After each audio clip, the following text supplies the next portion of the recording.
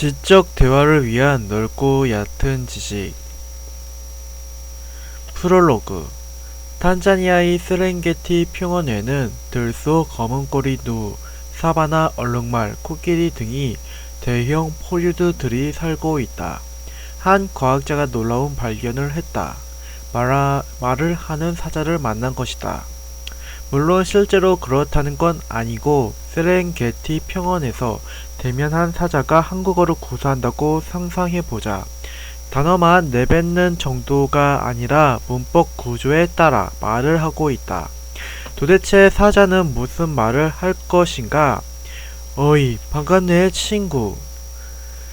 어이 친구 반갑네. 여기 세렝게티는 양육강식이 질서를 따르고 있네만 자신이 노력 여부에 따라 보상을 받는다는 측면에서는 개인이 자유가 보장되어 있는 합리적인 세계라고 할 수 있다네. 이런 말은 하지 않을 것이다. 상상하긴 어렵지만 추측해 본다면 우리는 그가 내뱉는 소리들이 익숙한 단어와 문장 배열이라는 것은 느끼더라도 그가 하는 말은 전혀 이해할 수 없을 것이다. 현대 철학의 거물 비트겐슈타인은 그의 책 철학적 탐구에서 다음과 같이 말했다. 사자가 말을 할 수 있다고 하더라도 우리는 그 말을 이해할 수 없다. 삶의 방식이 다르기 때문이다. 주어진 환경과 개인의 경험이 다르다면 우리는 같은 말을 한다 해도 서로를 조금도 이해할 수 없다. 21세기 한국의 건물숲 속에서도 우리는 사자들을 만난다. 업무를 던져주는 사자도 있고 지하철에 앉아 핸드폰에 빠져있는 사자도 있으며 오랜만에 만나서 자기 자랑에 여념이 없는 사자도 있다. 수많은 사자에게 시달리다가 집으로 돌아와서 몸을 누일 때 우리는 피로하고 지친 또 다른 사자를 대면하기도 한다. 대화하고 소통하기 위해 필요한 건 언어가 아니라 공통부모다.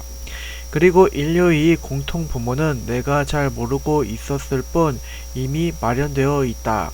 지금이 너와 나뿐만이 아니라 과거와 미래의 사람들까지 아울러서 모두가 함께 공유하는 공통부모, 그것을 교양 인문학이라고 부른다.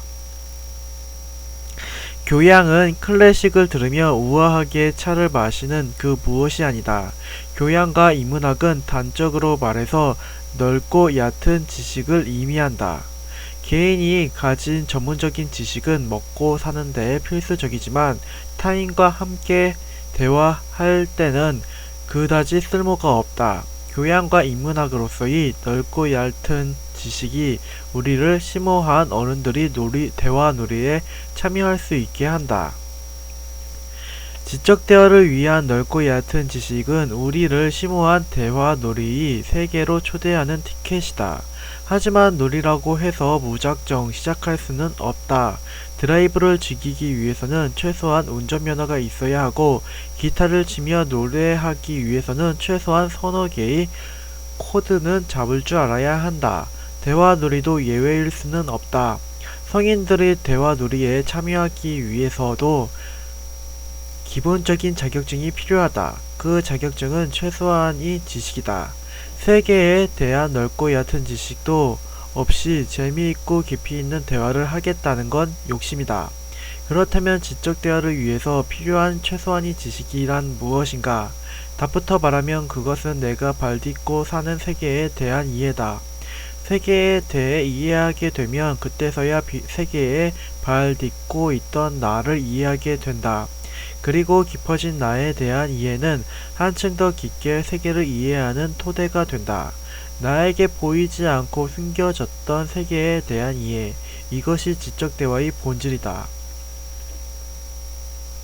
정리해보면 지적 대화를 위해서는 나와 세계를 알아야 한다. 그래서 우리는 지적 대화를 위해 먼저 세계부터 차근차근 여행해 나가고자 한다. 지적 대화를 위한 넓고 얕은 지식은 세계에 대한 지식을 독자가 쉽게 소화할 수 있도록 세계를 두 가지 영역으로 잘라서 제시한다. 첫 번째 책에서는 현실 세계를 다루었다. 현실 세계를 역사, 경제, 정치, 사회, 윤리로 세분화해서 알아보았다.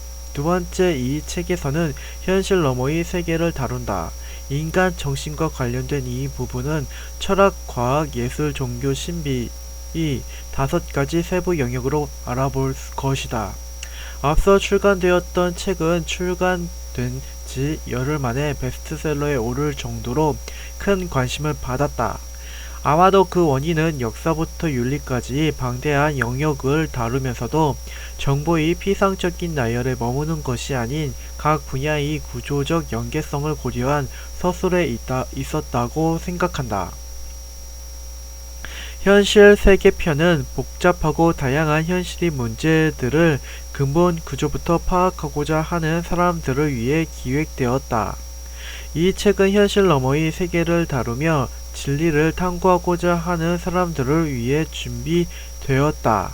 이 책 전체는 진리에 대한 3가지 견해로서 절대주의, 상대주의, 회의주의를 중심으로 일관되게 구조화했다. 진리의 후보인 철학, 과학, 예술, 종교, 신비가 각각 역사적인 흐름에 따라서 진리의 3가지 견해를 기준으로 전개되어 왔음을 확인하게 될 것이다. 철학 파트에서는 절대주의의 흐름으로서 플라톤 교부철학, 합리론을 살펴본다. 다음으로 상대주의의 흐름인 아리스토텔레스 스콜라 철학, 경험론을 알아본다. 그리고 이 두 입장의 종합으로서 칸트의 철학을 알아보고 현대 철학에서 하이데거, 비트겐슈타인의 철학을 살펴본다. 동시에 이 두 입장과는 상반되게 전개되었던 회의주의적 견해로서의 소피스트, 니체, 실존주의 철학을 이해한다. 과학 파트에서는 경험적 관찰과 이성적 측면에서의 수학의 도움으로 절대주의적 측면이 강하게 드러나는 것을 확인할 수 있다. 수학의 발전과 함께 프톨레마이오스부터 코페르니쿠스, 갈릴레이, 뉴턴, 아인슈타인으로 연결되는 과학사의 흐름을 살펴본다. 그리고 이러한 절대주의적 세계관에 대한 비판으로서 비결정론이 양자역학을 상대주의적 세계관으로 해석해 본다. 마지막으로 과학에서의 회의주의 측면으로서 과학 철학이 성과를 다룰 것이다. 예술 파트에서는 절대주의 예술인 고대 그리스 미술 양식부터 시작하여 르네상스 미술, 신고전주의에 이르는 양식을 살펴보고 이에 대한 저항으로서 상대주의 예술 양식인 바로크, 로코코 미술, 낭만주의 양식에 대해 알아본다. 이후 이 두 양식은 사실주의와 인상주의로 이어진다. 예술에서 회의주의는 현대 미술에 이르러 등장한다. 대상과 주체에 대한 변형과 회의가 현대 미술의 특징이 됨을 확인할 것이다. 종교 파트에서는 절대적 유일신교로서의 유대교, 그리스도교, 이슬람에 대해서 알아본다. 이 종교들이 구약을 공통 분모로 해서 신약과 코란에 대한 입장 차이로 구분됨을 확인한다. 동시에 아담부터 모세까지 이 역사와 예수 그리스도, 예언자 무함마드의 일생을 알아본다. 다음으로 이와 본질적으로 다른 상대적 다신교를 확인한다. 베다로부터 출발해서 이를 수용하고 비판하는 힌두교, 불교, 티베르트 불교에 대해서 이해하고 힌두교의 세 신의 모습과 부처로서의 시다르타 그리고 달라이 라마에 대해서 알아본다. 신비 파트에서는 말할 수 없는 주관적 체험의 영역으로서 죽음과 삶에 대해서 다룬다. 우선 죽음은 시간을 기준으로 죽음의 순간으로서 임사체험과 죽음 이후로서 사후의 가능성을 정리한다. 다음으로 삶은 통시적 측면에서 인생이 의미와 공시적 측면에서 의식 발생이 의미를 탐구한다.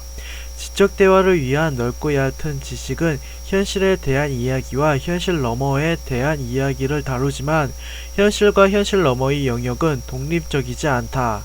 현실을 설명하기 위해서는 현실을 넘어선 곳에서 현실을 살펴야 하고 또한 현실을 넘어선 이야기는 언제나 그 자양분을 현실에서 얻어야만 한다. 이렇게 현실의 영역과 현실 너머의 영역을 통틀어 세계라 부를 수 있을 것이다. 이 책을 통해 세계에 대한 대략적인 줄거리를 독자가 이해할 수 있게 되기를 바란다. 세계에 대한 대략적인 이해는 그 세계에 발 딛고 있는 나에 대한 새로운 이해를 제시할 것이다. 그리고 나에 대한 이해는 다른 사람과 대화할 수 있는 최소한의 지식이 된다. 최소한의 지식은 역사부터 종교에 이르는 넓은 지식인 동시에 각 분야의 최소한의 것만을 다루는 얕은 지식이다. 다음과 같은 이들에게 이 책을 권한다. 지적인 대화에 목말라 있거나 사회가 돌아가는 모습이 복잡하다고 느끼거나 다양한 분야에 관심은 많으나 현실적 제약으로 독서할 여유가 없거나 대학에서 교양 수업을 듣기 전에 기초적인 지식을 얻고 싶거나 미술관에 가면 무엇인가를 이해한 듯 행동해야 한다는 강박증에 시달리거나 인문학을 공부해야 한다고 생각하면서도 무엇부터 해야 하는지 주저하고 있거나 자신이 종교만이 유일한 진실이라고 믿고 있거나 반대로 과학만이 진리라고 믿고 있거나 자신이 제대로 살고 있는지 불안하지만 어디서부터 생각을 시작해야 할지 모르는 이들. 마지막으로 세렝게티에 갈 가능성이 있는 사람들도 사자와의 대면에 대비해서 이 책을 읽어두도록 하자.